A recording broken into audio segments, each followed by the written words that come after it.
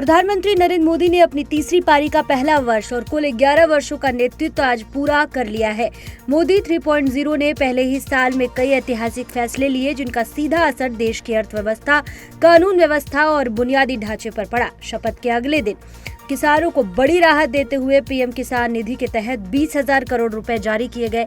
वहीं बजट 2025 में मध्यम वर्ग को राहत देते हुए 12,75,000 रुपए तक की आय को टैक्स फ्री कर दिया गया, जबकि स्टार्टअप्स के लिए 31% एंजल टैक्स समाप्त किया गया। 3 नए आपराधिक कानून के जरिए सरकार ने औपनिवेशिक न्याय व्यवस्था को पूरी तरह बदल दिया।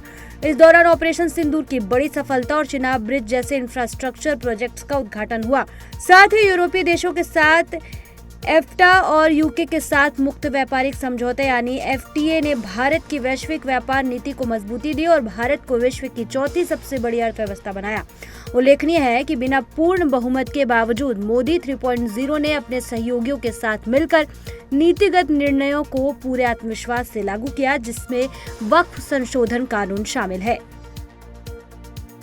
दिल्ली की एक अदालत ने सोमवार को यूट्यूबर मोहक मंगल और गूगल एलएलसी को नोटिस जारी किया है। समाचार एजेंसी एएनआई ने मोहक मंगल पर अपने वीडियो बिना अनुमति इस्तेमाल करने का आरोप लगाया। ये एएनआई की ओर से मंगल के खिलाफ दूसरी कानूनी कार्रवाई है।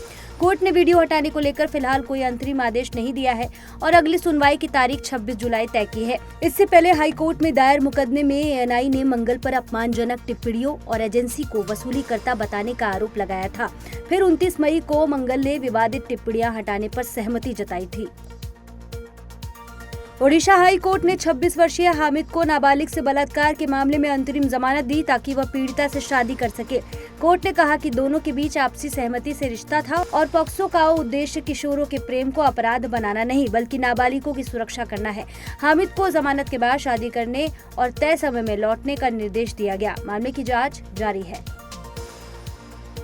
गुजरात हाईकोर्ट को बम की धमकी मिलने के बाद दोपहर बाद की कार्रवाई रोक दी गई है। वकीलों और कर्मचारियों को तुरंत परिसर खाली करने को कहा गया और सुरक्षा जांच शुरू की गई है। पुलिस ने इलाके को घेर लिया और प्रारंभिक तलाशी की। धमकी भरे ईमेल की जांच भी जारी है। ऑपरेशन सिंदूर में अहम भूमिका निभा चुके लेफ्टिनेंट जनरल राजीव घई को बड़ी जिम्मेदारी मिली है। उन्हें deputy chief of army staff पद पर प्रमोट किया गया है, जबकि वह डीजीएमओ की जिम्मेदारी भी संभालते रहेंगे।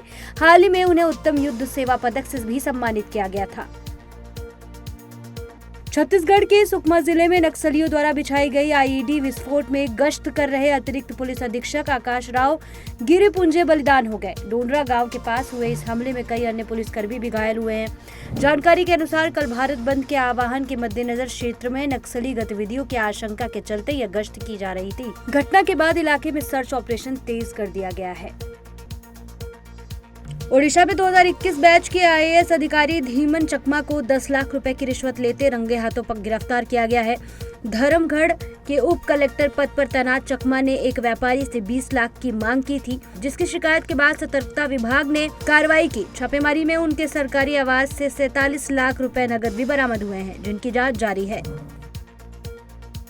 बिहार के किशनगंज में पुलिस ने फर्जी आधार कार्ड बनाकर घुसपैठ में मदद कराने वाले रैकेट का भंडाफोड़ किया है। गिरोह नेपाल बॉर्डर के रास्ते बांग्लादेशी घुसपैठियों को भारत में दाखिल कराता था। छापेमारी में एजेंट अशरफुल गिरफ्तार हुआ, जबकि 2 आरोपी फरार है। पुलिस ने फर्जी दस्तावेज, बायोमेट्रिक डिवाइस, नेपाल की मुद्रा और अन्य सामान जब्त किया।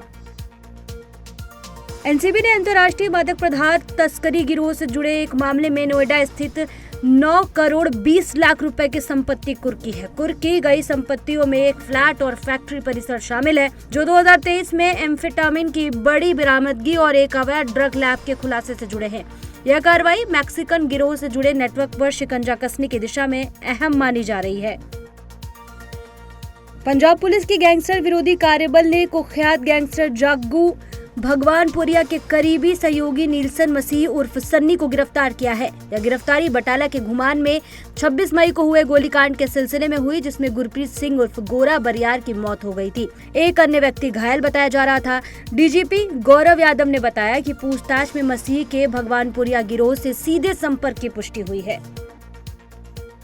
मुंबई लोकल ट्रेन में हुए दर्दनाक हादसे में 5 यात्रियों की मौत हो गई। ट्रेन में भीड़ ज्यादा थी और कई यात्री दरवाजों पर लटककर सफर कर रहे थे। घटना के बाद रेलवे बोर्ड ने सुरक्षा के लिए सख्त कदम उठाए हैं।